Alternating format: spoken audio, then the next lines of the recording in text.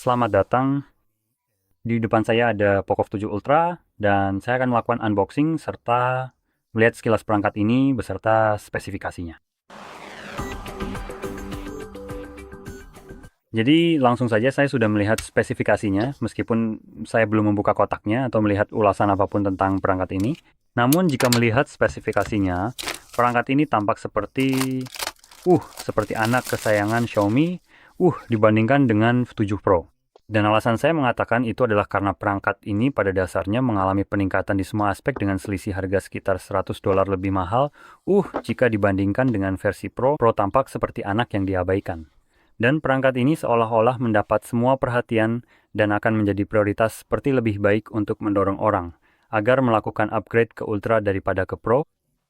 Dan nanti saya juga akan memberikan perbandingan antara Pro dan Ultra di bagian selanjutnya. Jadi mari kita bahas dulu yang satu ini. Saya akan menyalakannya dan juga melihat apa saja isi di dalam kotaknya. Ayo, nyalakan. Nah, sudah menyala.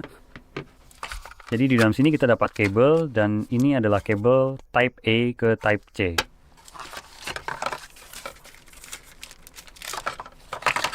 Dan kita juga mendapatkan case silikon dengan finishing matte. Cukup bagus. Case-nya tidak mudah menguning, jadi itu cukup baik. Dan itu saja isinya. Sekarang mulai dari layarnya pada perangkat ini, layarnya sebenarnya sama persis dengan versi Pro dari ponsel ini yang saya pegang di sini. Jadi ini akan menggunakan layar 67 inci resolusi 1440 x 3200 pixel, layar AMOLED refresh rate 120 Hz, bersertifikasi Dolby Vision, HDR10+, dan tingkat kecerahan puncak hingga 3200 nits, rasio layar ke bodi 89%, serta kerapatan pixel 526 pixel per inci. Dengan satu-satunya perbedaan adalah kaca di sini, kaca Poco Shield, dibandingkan dengan Gorilla Glass 7i pada versi Pro. Sekarang, kekerasan, saya tidak tahu bagaimana perbandingannya. Jadi saya tidak bisa memberikan wawasan tentang itu. Sekarang, membalik ke belakang, pengaturan 3 kamera. Sensor utamanya adalah lensa wide 50 megapiksel f1.6 24 mm.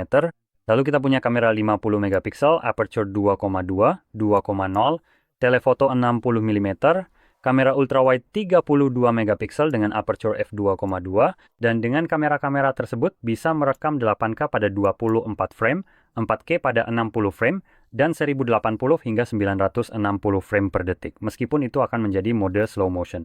Untuk 720, kamu bisa mendapatkan hingga 1920 frame per detik. Lalu kamera selfie di hole punch ini terdapat lensa wide 32 megapiksel dengan aperture f2,0 dan panjang fokus 24 mm yang bisa merekam 1080 hingga 60 frame per detik.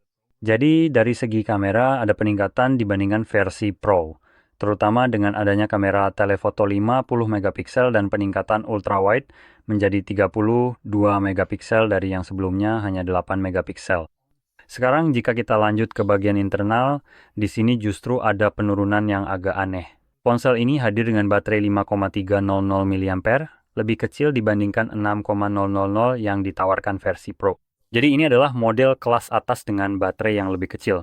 Pengisian dayanya lebih cepat dengan 120 watt, pengisian daya nirkabel 50 watt. Versi Pro tidak menawarkan pengisian daya nirkabel sama sekali. Sekarang ponsel ini juga ditenagai oleh Snapdragon 8 Elite yang merupakan prosesor terbaru terbaik saat ini untuk Android yang tercepat dari Qualcomm. Ponsel ini hadir dengan RAM 12 atau 16 GB dan penyimpanan 256 atau 512 GB. RAM 12 GB hanya tersedia dengan penyimpanan 256, sedangkan yang 512 otomatis hadir dengan RAM 16. Keduanya menggunakan tipe penyimpanan UFS 4,1 tanpa opsi penyimpanan tambahan sama sekali. Dan itu pada dasarnya merangkum perangkat ini. Jadi menurut saya pribadi, ini adalah sebuah ponsel yang paling mendekati ponsel andalan dari Poco sebagai submerek mereka.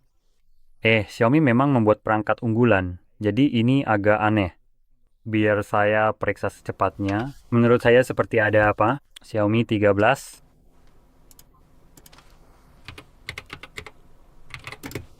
Xiaomi 13, mungkin 14 mungkin ya sepertinya. Atau bagaimana? Ada 14. Di sana, di situ ada 15. Oke, jadi ada 15 yang terbaru, baiklah. Sebenarnya saya punya ponsel ini di sini. Jadi, yang terbaik yang mereka tawarkan sebagai Xiaomi, adalah Xiaomi 15 Ultra yang merupakan ponsel yang dirancang terutama untuk fotografi dan juga hadir dengan spesifikasi yang sangat sebanding. Hanya saja layarnya lebih besar, pengaturan kameranya jauh lebih baik, itu sudah pasti. Dan juga harga yang mencerminkan hal itu, karena ponsel ini tampaknya benar-benar tidak sebanding dalam hal harga. Untuk sebuah ponsel Xiaomi yang harganya hampir 1,200, ini benar-benar, ini hanya pilihan yang membingungkan di sini.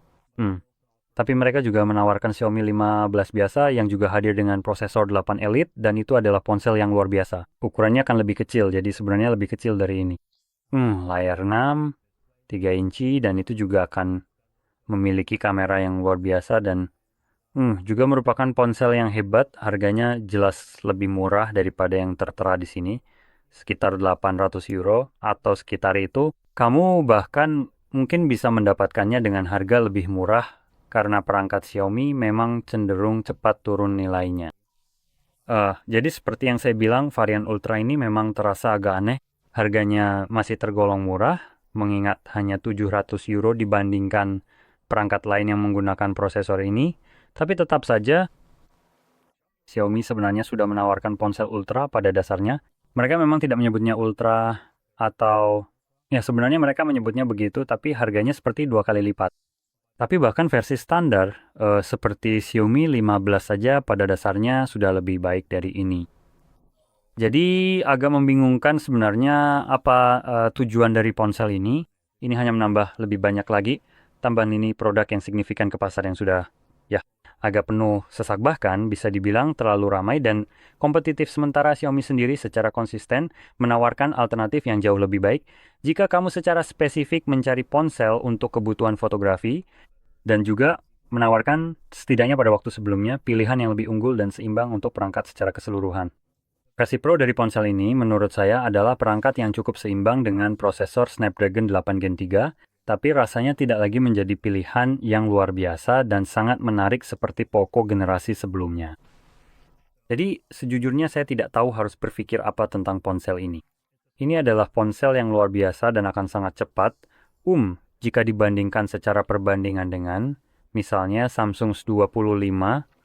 Tapi ini hanya produk yang aneh menurut saya dalam konteks seperti itu.